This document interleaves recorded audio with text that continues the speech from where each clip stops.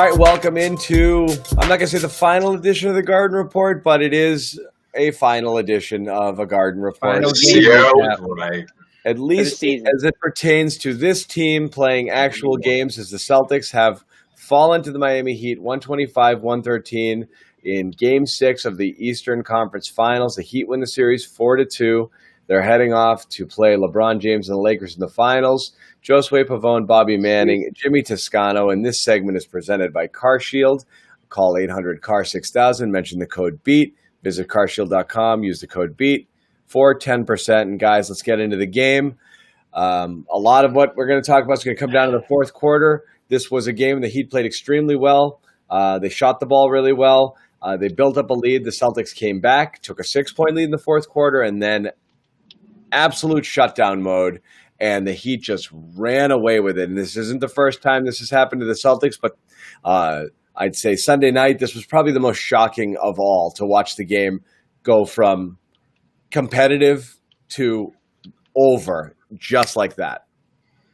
Yeah, I think that's definitely the most shocking part of it. It happened so quickly. The Celtics, they came in with a huge third quarter, which has always been the story of the Celtics team. Can they get it in the third quarter? They did it last game. They do it again. That carries into the fourth quarter. You get that lead, but then the Miami Heat offense counters back. And a lot of that had to do with what they did in transition. And Tyler Hero had a lot to do with that. Tyler Hero, I didn't expect much from Tyler in Game 6 after that huge explosion. I just didn't think he was that kind of volume scorer that he could, give them another 20-plus point game. But he didn't have to in this one. What he did in that fourth quarter was plenty. And, of course, Bam Adebayo crushed the Celtics on both ends. And the Celtics just never recovered from that fourth quarter. And when Tyler Hero started going in the fourth, you just saw the Celtics' body language, that they just didn't have much left in them to fight. And then that's when the three-point attempt started going on, started chucking away.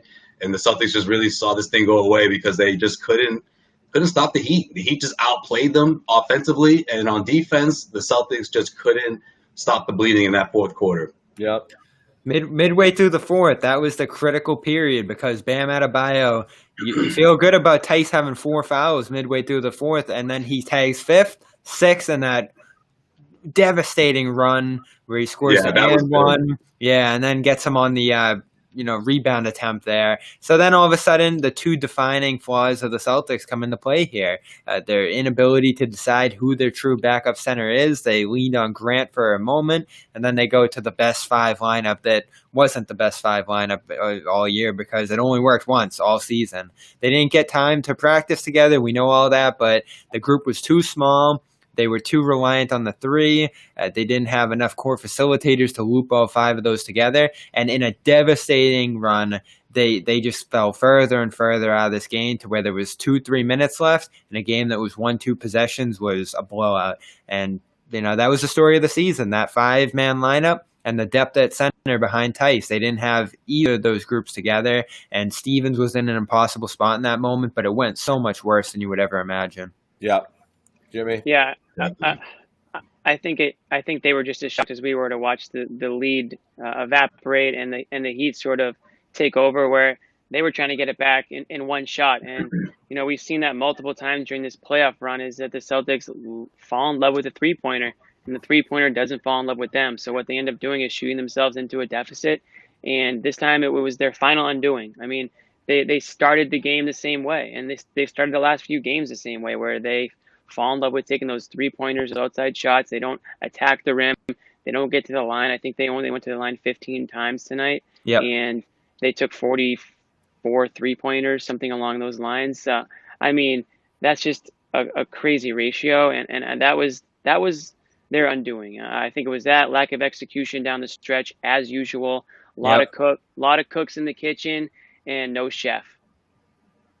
I don't know, but the no cooks thing works for Miami. That's the thing. There wasn't a glue guy for Miami. But they had a guy step up. They executed better. Yeah, exactly. And the Celtics didn't execute. They just go around saying, "Oh, I guess I'll be the guy this time down." Yeah, the Miami's mindset was every single person's going to set up everybody else. Like Bam scored 30 points, but he was dishing it all game long, setting everybody else up. Butler was a killer tonight, but still brought that mentality of I'm going to find Hero, I'm going to find Robinson when I need to. Like they were they were like the old Celtics in a way. This team this year in Boston was more of an isolation, individual attack, pick and roll team where the Heat were cutting, pace and space, all those different things. Just two different mindsets on the court in this series. There were, but again, it just seems unfathomable what happened in that fourth quarter. Again. But we've said this how many times? We overanalyze. We've said this so many times. Yeah, I just think it comes down to the defense, though. No, you're right, Jimmy. That's always been Brad's bread and butter, the defense. And that's what's been pushing these teams, those underachieving teams. And it just didn't work this time around because I think defensively they just were outmatched. I think Tyler Hero, he's not like a Duncan Robinson, right? It wasn't like the kind of player who relies on the three-point shot. Down, yeah. He can break you down all over the floor. It doesn't matter. Mid-range, attack the rim. And then what happens? Once you start doubling him up, it opens up other teammates. Andre Iguodala. If somebody told me that he was going to drop 5 3-pointers in this game, I would have been like, get out of here. That's not happening. I don't want to hear his name again. I know, but that's what happens. You get 5 3 3-pointers from Andre Iguodala. Josue, they were under so much pressure that Iguodala, Jay Crowder, those kind of guys had open shots all series long, and the only reason the Celtics got back into the series at all is because Jay Crowder went on a 18% 3-point shooting stretch on wide open shots. They just went so cold on their fifth option from 3. So Heat still worked around it, though. I mean, you look at the difference there, too. The Celtics just kept going back to the 3 again and again and again in the most important moments. Jay Crowder, with no 3-point shot left, still finds a way to score in this game and the last game on those cuts. Like, they had counterattacks when things didn't go right for them. Look, I know, but again, a lot of good looks. We do this all the time, and we did it through Toronto's series. John doesn't like analysis. No, I do like analysis. It's just they were just knocking down the same threes that they missed all series long. They shot 20% last game and 48. They shot 14% last game and 48% this game from 3.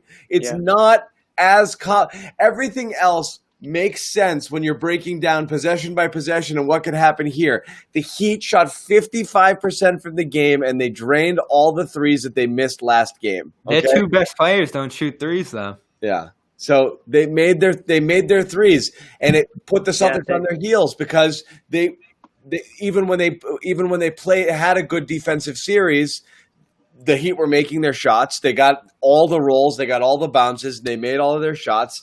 And then also the Celtics had a bunch of breakdowns, and there was a lot of cutters, and there was just a lot of guys left open. They didn't play their best game, but again, the Heat shot the freaking lights out, and we're still down 6 in the fourth quarter, which is just amazing to me. Their shooters came through for them. I mean, me and John are like the guys getting kicked out of the bar, but we're saying, but the Celtics were still more talented team as we're like getting kicked up because that was. I've been saying that since Toronto. But they were. We're not the only ones. Every national writer is writing about the Celtics have more talent. The Celtics have more talent. The Heat have to resort to tricks and gimmicks and zones and this and that to stay with them. But they shot. We said all series. The Celtics kept giving away games that they played better than the Heat in for the majority of the game. And they pissed away the series, giving away games 1 and 2. And they were bound to run into the one night where Miami, who is a pretty good shooting team, shot well. And this happened tonight. And that was it. They never recovered from it. Yeah, but you knew that was going to happen too. I mean, they've been getting worse and worse night in and night out. And it's like whether it's Game 6 or Game 7, they're going to bounce back from the shooting from the way they've been shooting. That's exactly what happened. I just thought the Celtics did a good job of weathering the storm. But again, I don't think the Celtics with Tyler Hero, when he caught fire in that fourth quarter, they were just done though. I mean, there were so many guys in foul trouble. There were guys that couldn't stay with him, and then it just spelled the recipe for disaster. It really did. But they weathered it into the fourth quarter. 6-point lead. That's what I mean. Is like after that, what you basically have is what's happened to this team over and over again throughout the playoffs, which is complete breakdown in running anything that resembles a functional offense. When they have a lead and when they need to just keep playing what they get to where they need to get to doing one thing, then they abandon it completely, and they did it again. Yeah, I feel like the Celtics largely maximized their strengths throughout this because it was a great series for Tatum in the end. Brown, phenomenal. Kemba, you could kind of debate whether you could have got a little more from him, probably. But definitely could.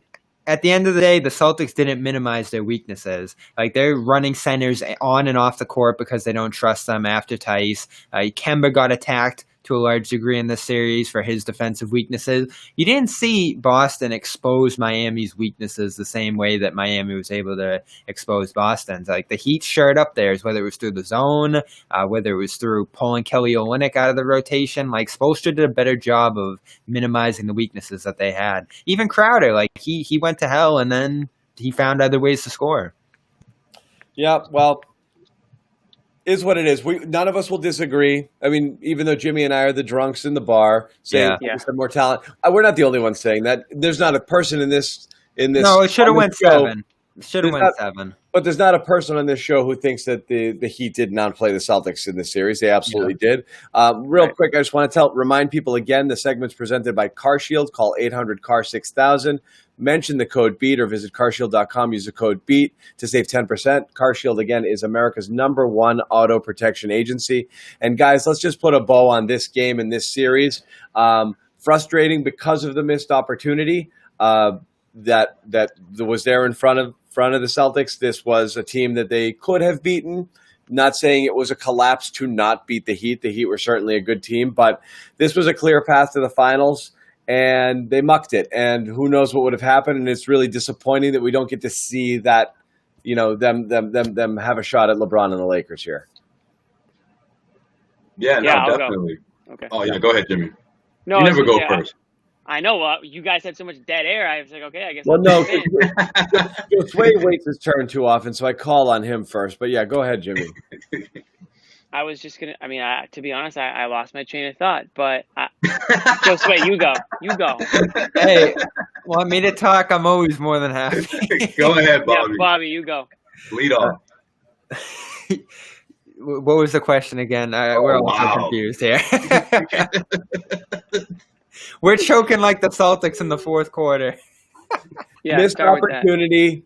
Having a shot here. Put a bow on it, yeah. And whether or not ultimately we view this as a disappointing end to the season, even though when we've talked about this a bunch in the postgame shows, they did outkick their coverage here. We moved the goalposts a lot on this team. The expectations prior to the season were not conference finals. They were maybe win a series and see what happens. And then it feels like the expectations changed because of the play of Tatum and Brown and seeing all of them and how it was working in the wings and the switchable wings and the athleticism and what a matchup nightmare they were.